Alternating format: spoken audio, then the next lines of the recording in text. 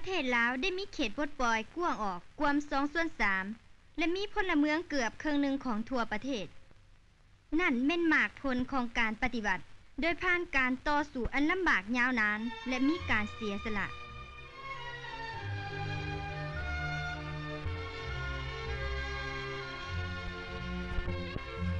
ดินแดนเขตปลดปล่อยอันกว้างใหญ่ไพศาลที่ติดเลี้ยนกันแต่เหนือหอดใต้และเน่งไปตามความยาวของประเทศชาตินั้นส่วนหลายเป็นเขตภูผาป่าดงที่หังมีไปด้วยทรัพยากรธรรมชาติทั้งเป็นฐานที่มั่น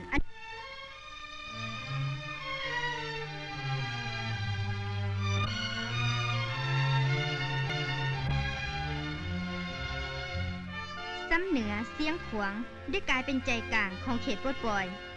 ในนี่มันได้อังออนาแน่นไปด้วยนักกู้ซาที่มาจากเขตแขวงและท้องถิ่นต่างๆในทั่วประเทศปุ้มลุงกันอยู่อ้อมข้างศูนย์กลางในลาวหักษาและบรรดาผู้นำที่แสนหักของตนพร้อมกันต่อสู้ต้านจักรพรรดิอเมริกาและลูกมือเพื่อปลดปล่อยประเทศชาติ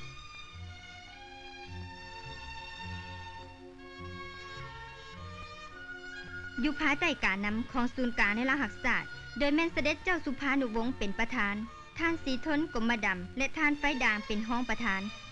มันได้เห็นให้ใบหน้าของหมู่บ้านสวนศาสตร์ลาวถึงลาวสูงและลาวลุ่มในเขตปลดปล่อยได้มีการเปลี่ยนแปลงใหม่ประชาชนสวนศาสตร์ต่างๆได้ทำมาหากินอย่างสบายใจ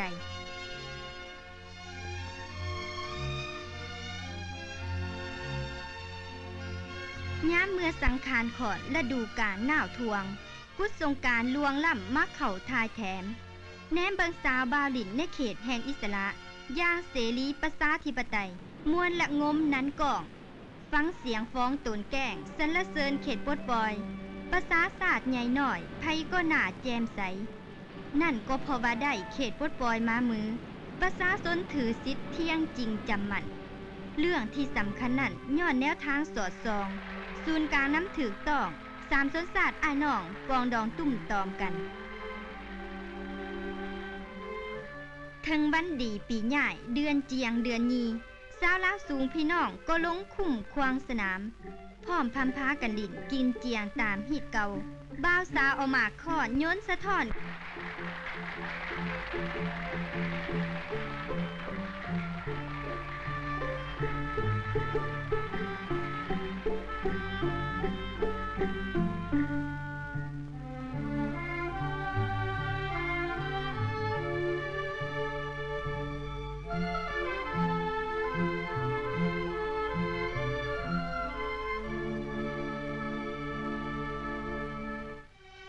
สรุปความได้นั่นในเขตแห่งอิสระ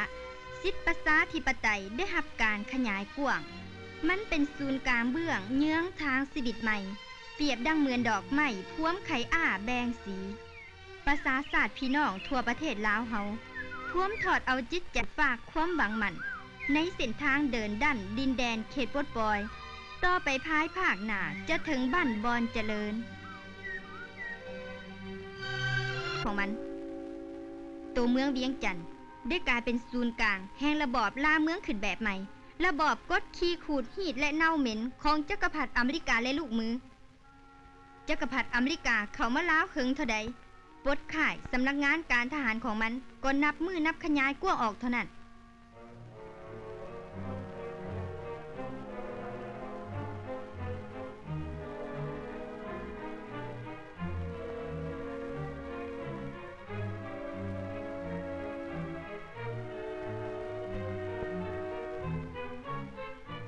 โดยหมู่อยู่ภายใต้คันตาลบัตรการซอยเหลือทางด้านเศรษฐกิจ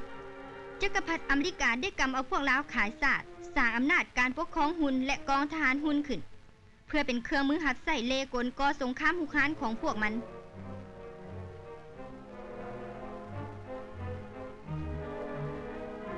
ผู้สนานิกร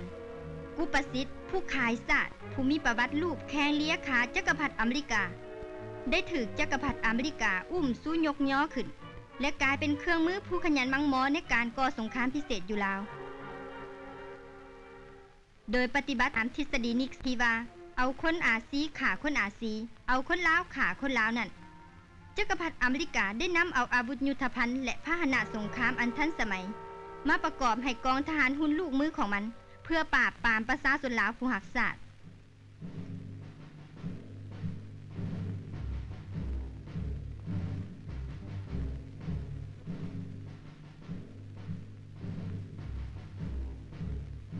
อยู่ใต้ความสีวิไลอันปลอมแปลงที่จักรพรรดิอเมริกาและลูกมือสร้างขึ้นนั้นในตัวเมืองเวียงจันทน์สังคมอันซัวซ่าล่าหลังแบบอเมริกาได้นำเข้ามาเผยแพร่เบื่อเมาสาวหนุ่มหญิงสายให้กลายเป็นคนหลงลืมเสื้อสาดดำรงชีวิตแบบสืบมือสืบวันแต่ละมือสาวหนุ่มต้องได้ไปรับจ้างคนของและตักน้ำขายเลี้ยงชีพบ่เฉพาะเด็กน้อยผู้บ่มีพ่อแม่หรือว่าลูกผู้ทุกข์ยากก็ต้องได้ไปขอทานกินในกลางตลาด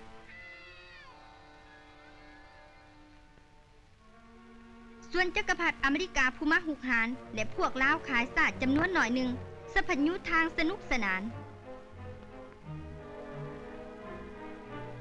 ประชาชนที่อยู่ในเขตควบคุมสัวขาวของจักรพรรดิอเมริกาและลูกมือมีชีวิตอยู่ภายใต้ปากปืนปลายกระบี่บ่มีสิทธิอิสระประชาธิปไตยอีหยังหมดทหารปฏิการไทยได้ย่างอวดฤทธิ์แฝงเดชอยู่กลางตัวเมืองเวียงจันทน์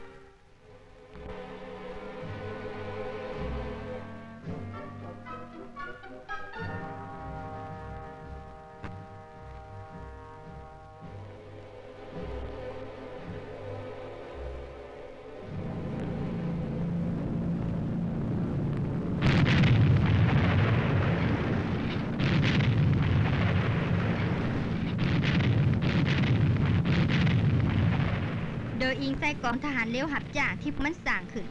สมทบกับกองทหารปฏิการไทยอันมีทัพอากาศอเมริกาคุ้มกันให้ในหลายปีมอมานี่จักรพรรดิอเมริกาได้เพิ่มทวีสงครามพิเศษก่อโทษกรรมท่วมฟ้าล้นแผ่นดินขึ้นอยู่ลาวและนับมือนับหายแหงเฮ็ดให้เฮือนศาลบ้านซองของประชาชนโรงเรียนโรงหมอวัดวาอาหารกุฏิวิหารถูกเพพังทะลังทลายเฮ็ดให้ประชาชนเฮาถูกล่มหายตายจากบ่จักเท่าใด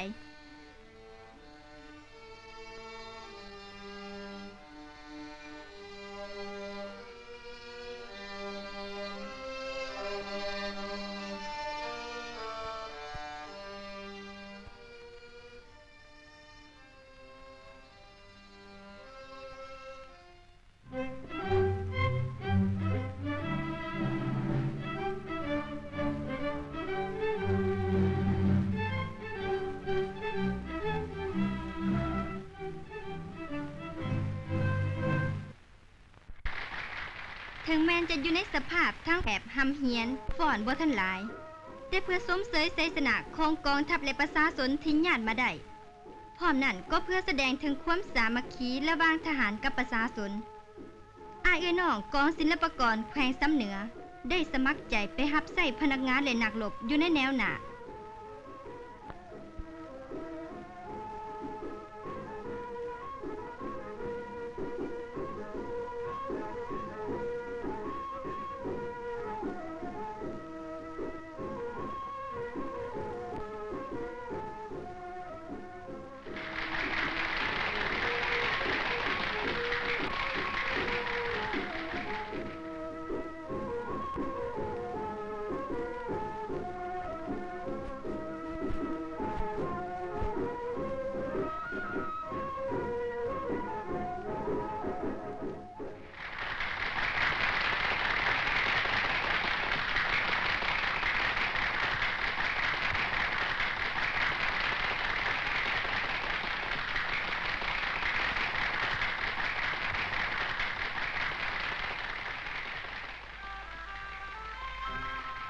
ถึงว่าภารณาทีและเบียกงานจะนักหน่วงทรัพย์สนปานใดก็ตาม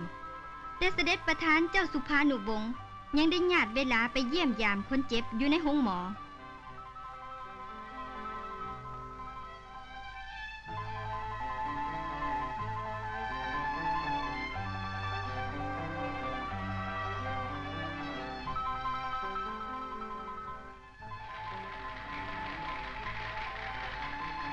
นอกจากเยี่ยมยามทำข่าวคนเจ็บป่วยแต่ละคนแล้วเสด็จยังได้ตักเตือนพนักงานแพทย์ให้เอาใจใส่เบิ่งแย้งคนเจ็บให้ดี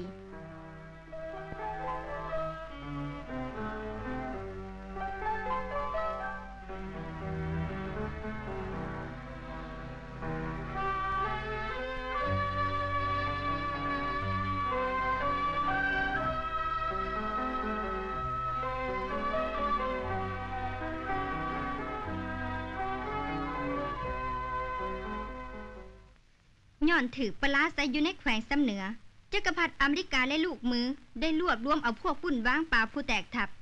นำเอาทหารหมวกงอมเขียวอเมริกาทหารปฏิการไทยและกองทหารหุ่นเวียงจันทร์หลาย10กองพันเปิดบ้านลบที่เอิ้นว่ากู้เกียรติเข้าเขตยุทธศาสตร์ทุ่งไหหินเสียงขวางด้วยการคุ้มกันไหย่างขนาดนักของกองทัพอากาศอเมริกา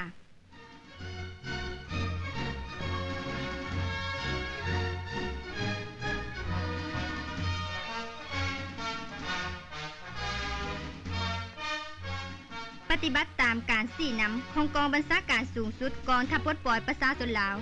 กองบัญชาการทหารเขตเสียงขวางได้เอาใจใส่ติดตามการเคลื่อนไหวของศัตรูอย่างใกล้ชิดและเกียมดับศูนย์พวกมันให้หาบเกี่ยง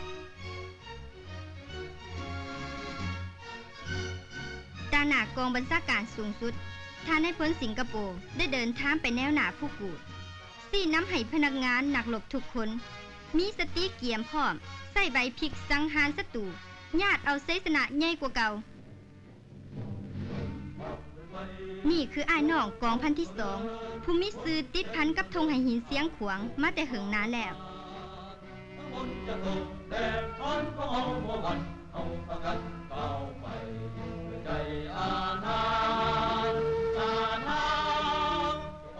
ศัตรูหานเข้ามาผู้เพียงเมืองผวน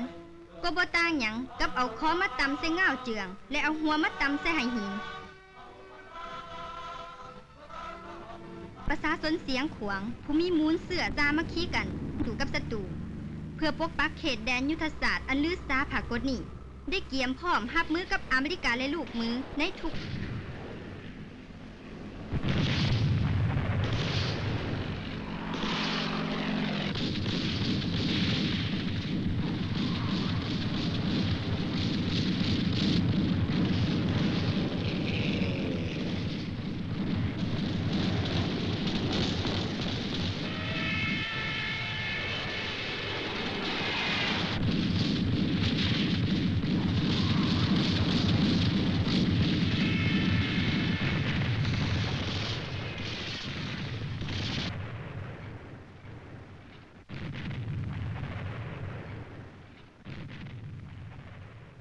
ทหารและประชาชนเสียงขวางได้ลอดผ่านหาลูกแตกลูกปืนของศัตรู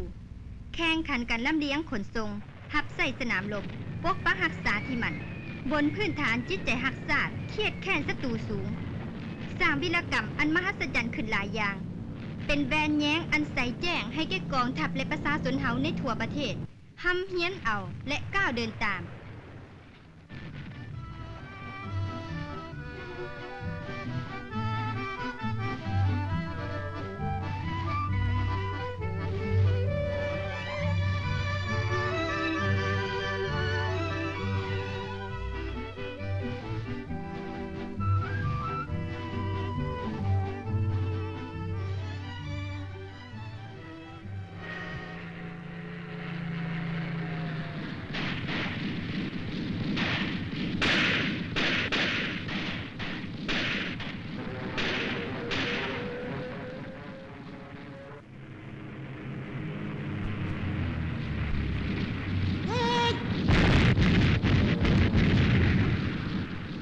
ในเขตแดนเมืองพวนที่ลือซาผากฏนี้